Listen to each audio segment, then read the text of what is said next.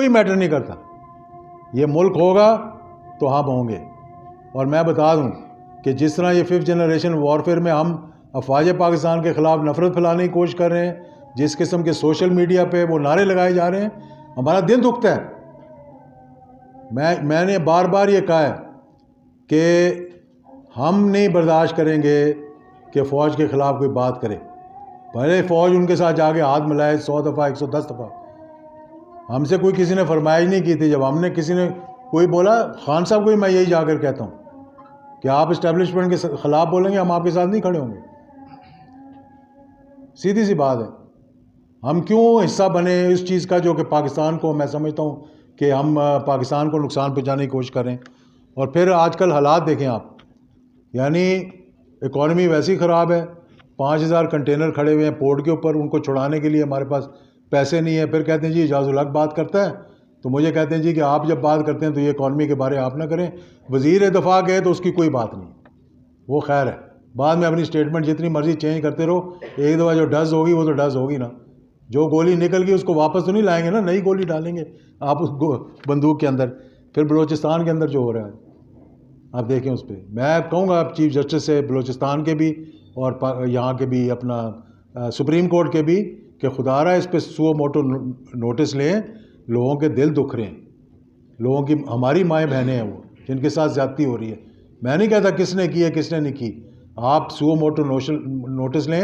एक JIT बनाएं आप अदलिया की, जिसमें आप चीफ जस्टिस बलूचिस्तान को कहें कि वो बैठे, आप अपने यहाँ से 2 जज भेजें और इसका मतलब जो भी हुआ है वो निकालें। क्योंकि ये फिर नफ़रतें फैल रही हैं, नफ़रतें फैल रही हैं। जिन लोगों का आप नाम नहीं सुनना चाहते, पाकिस्तान के लीडर जैसे वो जेल से छोड़ते हैं उनसे मिल रहे होते हैं, तो आप क्या पैगाम दे रहे हैं?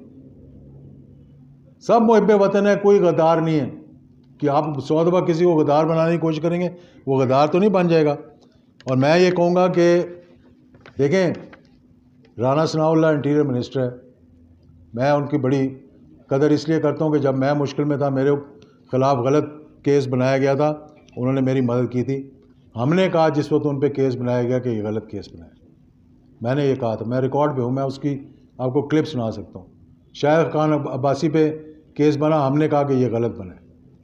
एहसन इकबाल पे बना, उसने भी कहा, हमने भी कहा, क्यों हमारा एक ताल्लुक़ है, एक रिश्ता है उनके साथ। तो अब आप वही काम कर रहे हैं जो आपके ख़िलाफ़ हुआ। यानी कैसा विश्व सर्कल है ये कि जो आप भुगतते रहें और उस पर आप तड़पते रहें, जेलें काटते रहें। अब आप चाह रहे हैं कि दूसरों पे भी वही केस बनाए। और क्या आपकी अना को तस्कीन पहुंचती है उससे? तो जनाब मैं हाज़िर हूँ आपके लिए, आप मुझे पकड़ लें, क्योंकि पहले भी तो नोटिस मुझे भिजवाया ना। अब मैं पैमरा को कहता हूँ, मैंने ये कहा है कि FIA should apologise on sending the notice on which my reputation was ruined. सही बात है। पहली बात तो इस पर किसी को यकीन नहीं आया। मैंने उनको कहा यार 10 पीपल्स पार्टी के लोग ले आओ, उससे ज़्यादा तो हमारा कोई मुखालिफ नहीं, ना सियासी तौर पे, नज़रियाती तौर पे मेरी और सरदारी की मुखालफत है, लेकिन ज़ाती तौर पे हमारी बड़ी अच्छे मतलब राब्ते भी हैं। और कभी पूछ लेना मेरे बारे में उससे भी, तो वो भी अच्छे अल्फाज में बात करेगा। खुर्शीद शाह साहब मेरे बाद वज़ीर आए रिलीज अफेयर्स के, उन्होंने खड़े होकर असम्बली में कहा कि एजाज़ुल हक के ख़िलाफ़ कोई चीज़ नहीं है। कोशिश तो की है सब ने निकालने के लिए। तो इसलिए मैं कहता हूँ कि मेहरबानी करें, और मुल्क में पहले ही अफरा तफरी फैली हुई है, मज़ीद अफरा तफरी ना फैलाएँ। और इंडिविजुअल्स मैटर नहीं करते इस वक्त। मैं इस्टेब्लिशमेंट से भी कहूँगा, मैं जुडिशरी से भी कहूँगा कि अपना अपना किरदार अदा करें। ये जो बजाय इसके कि फ़लाँ पे हमने कांटा लगा दिया या फ़लाँ पे कांटा लगा दिया, एजाज़ुल हक पे कांटा लगा, वो कांटे से काम नहीं चलेगा भाई, बैठ के बात करने से काम चलेगा। बैठवाएं इनको सबको, चाहे आपको डंडे के ज़ोर पे बैठाना पड़े, चाहे आपको किसी और ज़ोर पे बैठाना पड़े, इनको बैठाएं आप। जुडिशरी को भी मैं कहूँगा कि आप भी अपना किरदार अदा करें।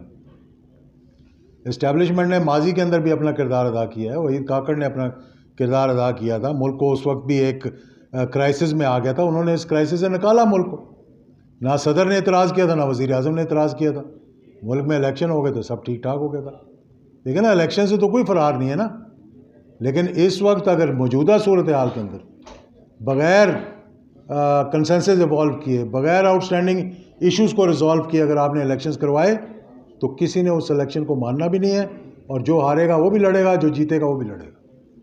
इसलिए इस मुल्क को इस क्राइसिस से निकाल लें, हमारी कुर्बानी की ज़रूरत है। तो मुझे कोई साफ कहते हैं एजाज़ुल हक आपने इलेक्शन नहीं लड़ना, मैं नहीं लड़ूँ, बात ख़त्म होगी। और भी मेरे जैसे बहुत होंगे जो इस वक्त मुल्क की खातिर हर कुर्बानी देने के लिए तैयार हैं। तो मैं बहुत बहुत शुक्रिया अदा करता हूँ ख़ास तौर पे सदर प्रेस क्लब का, जिन्होंने शॉर्ट नोटिस पे आप लोगों को तकलीफ़ दी है, और इंशाल्लाह आइंदा भी आप लोगों से इसी तरह बात होती रहेगी। अच्छा सर, एस्टैब्लिशमेंट पाकिस्तान की तारीख की एक हकीकत है, और ये बताएं कि एक साथी ने भी कहा है कि मकबूलियत के साथ कबूलियत को होना भी ज़रूरी है। आपके लहजे में भी आज हमने बड़ी एक फ्लेक्सिबिलिटी देखी। शेख रशीद साहब और आप इदारों के बड़े करीब हैं, इसमें कोई दो राय नहीं है। तो क्या लगता है, जिस तरह शेख रशीद साहब पर प्रेशर है कि उनकी वफादारी तब्दील करने की कोशिश की जा रही है, आप पर भी प्रेशर है कि आप इमरान खान की हिमायत में बात ना करें, इसलिए आज आपको प्रेस कॉन्फ्रेंस करना। देखिए, अभी तो मैं इसकी तय पे पहुंचने की कोशिश कर रहा हूँ ना कि मुझे नोटिस क्यों भिजवाया। मैं एक बात आपको क्लियर कर दूँ, आपने बड़ा अच्छा सवाल किया।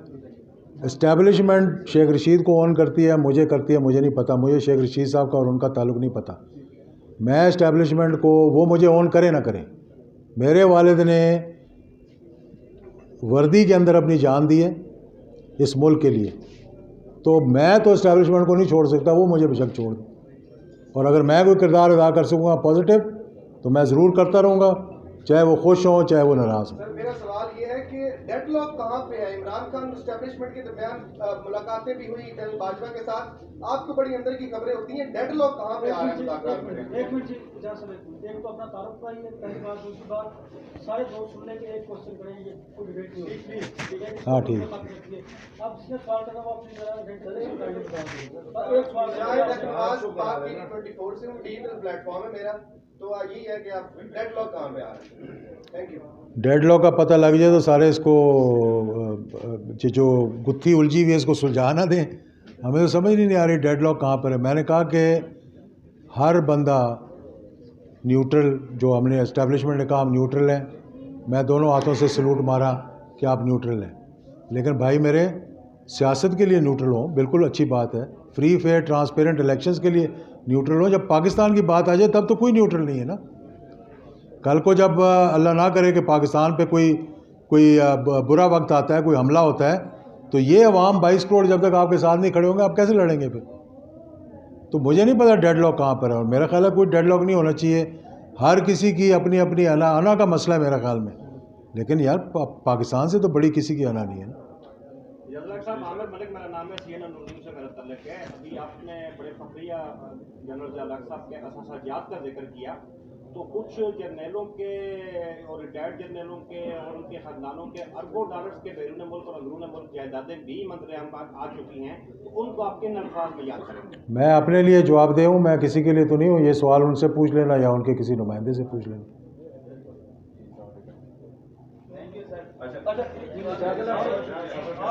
आपने कहा कि मैं सियासी रोल अदा कर रहा हूं, लेकिन सिर्फ और सिर्फ लाहौर जाती आपको देखा है, खान साहब के साथ ही मुलाकातें होती हैं, किसी और जमात से भी राब्ता हुआ है? अगर राब्ता नहीं तो फिर क्या इरादा रखते हैं आप? भाई मेरा हर एक के साथ ताल्लुक़ रहा है। मैं हुकूमत से मिलने के लिए भी तैयार हूँ, मैं फजल रहमान साहब से मिलने के लिए भी तैयार हूँ, मैं पाकिस्तान के लिए जरदारी साहब से मिलने के लिए भी तैयार हूँ। मेरी किसी से कोई मुखालफत नहीं है, उनकी मुझसे हो ना हो, मैंने सबको माफ़ कर दिया है पाकिस्तान के लिए। लीग हमेशा टूट का शिकार रही, इसको आप इकट्ठे होते हुए कहीं देख रहे हैं? अल्लाह करे ये जो बड़े हैं मुस्लिम लीगों के, उनको सोचना चाहिए बैठकर। हम तो अदना से वर्कर हैं मुस्लिम लीग के। एजाज साहब, आपकी सारी गुफ्तगू में एक जो चीज़ मुझे कभी या मुहाम जरूर दिखाई दे रहा है, वो क्लियर कर दीजिए। आपकी इमरान खान साहब के साथ सबसे ज़्यादा मुलाकातें हुई, और अगर कोई इस वजह से सियासी कंसेंसस डेवलप नहीं हो पा रहा, तो इमरान खान सबसे ज्यादा इनके साथ बैठने को तैयार नहीं है। गवर्नमेंट साइड से कई मरतबा कहा जा चुका, कोशिशें भी हो चुकी। अगर वो बैठने को तैयार नहीं तो कंसेंसस कैसे और कहां डेवलप होगा, फोरम बता दें। और इमरान खान साहब के साथ आप ये भी एक क्लियर कर दें कि इस्टेब्लिशमेंट के हवाले से जो बात कर रहे हैं, उनका जो आईनी और सियासी रोल सियासत से तो वो तायब होते हुए दिखाई दे रहे हैं, लेकिन इतना लंबा ना करो, मेरी मेमोरी बड़ी शॉर्ट है, 2-3 सवाल करो। इमरान खान साहब चाह रहे हैं कि वो सियासत में भी इन्वॉल्व रहे। पहली बात आपने बताई है कि क्या चीज़ है कि वो देखें ना, अगर वो नहीं बैठता इधर से तो बड़ा दिल करें यार। असेंबली में उन्होंने कहा है, उनको आज कहें यार रिटे मिटे ख़त्म, आओ बैठो असेंबली के अंदर, कल ही माहौल अच्छा हो जाएगा। या लड़ेंगे थोड़ा सा अंदर जाके, अपनी भड़ास निकाल लेंगे, उसके बाद बैठेंगे तो सही ना, कि नहीं बैठेंगे। तो मेरा ख्याल है कि एक ही तरीका इसका है, या तो डंडे से बिठाया जाए, अगर डंडे से नहीं बिठाना तो फिर असेंबली को खोला जाए, दरवाजे खोले जाएं, इनको कहें कि आओ असेंबली के अंदर बैठो, जो मुज़ाकरात हैं वो करें। इस तरह इस डेडलॉक के अंदर अगर सुप्रीम कोर्ट ने या हाई कोर्ट ने कहा कि आप फौरी तौर पर इलेक्शन कराएं बगैर कंसेंसस इवॉल्व किए, तो फिर लड़ाई मार कुटाई के अलावा कुछ नहीं होगा। कंसेंसस इवॉल्व करना पड़ेगा, चाहे कोई करवाए या असेंबली के अंदर खुद बैठकर चाहे मारे एक दूसरे को। यार हर असेंबली में, जापान में लड़ाइयाँ नहीं होती, इटली में लड़ाइयाँ नहीं होती, रूस में लड़ाइयाँ नहीं होती, हर असेंबली के अंदर एक दूसरे को दस्ते गिरबान होते हैं, लेकिन फिर बैठ के गपशप भी लगा लेते हैं। बड़े सीजनल पॉलिटिशियन भी हैं, पुराने पार्लियामेंटेरियन भी हैं सर। जब रिज़ाइन दे चुके हैं और बार बार मुख्तलिफ फोरम्स के ऊपर भी कह चुके हैं, इवन के बाज़ जगहों पर तो इस ऐवान के ऊपर लानते भी भेज चुके हैं, अब कैसे मुमकिन है कि वो उस ऐवान उन्हें वापस लाया जाए? तरीक़ेकार क्या होगा? क्योंकि खान साहब चोर और डाकू के साथ तो बैठना नहीं चाहते, तो मीडिएटर का किरदार कौन अदा करेगा? उन्होंने कह दिया ना कि भाई हम जाने को तैयार हैं असेंबली के अंदर, हम बात करने को तैयार हैं असेंबली के अंदर। मंजूर हो चुके हैं सर, डीनोटिफाई हो चुके हैं। ओ भाई मेरे, कोर्ट ने मना कर दिया है, कोर्ट ने कहा वापस जाओ, उनके इस्तीफे कबूल ही नहीं किए उन्होंने। जो नोटिफाई किया है स्पीकर ने, उन्होंने डी नोटिफाई कर दिया कोर्ट ने। अब तो कोई नहीं रोक सकता उनको वहाँ बैठने से, सिवाय कि आप वो क्या कहते हैं, वो पुलिस को जो हमारी असेंबली की होती है उसको क्या कहते हैं, सार्जेंट एट आर्म्स को खड़ा कर दें कि जी किसी को अंदर नहीं आने दें।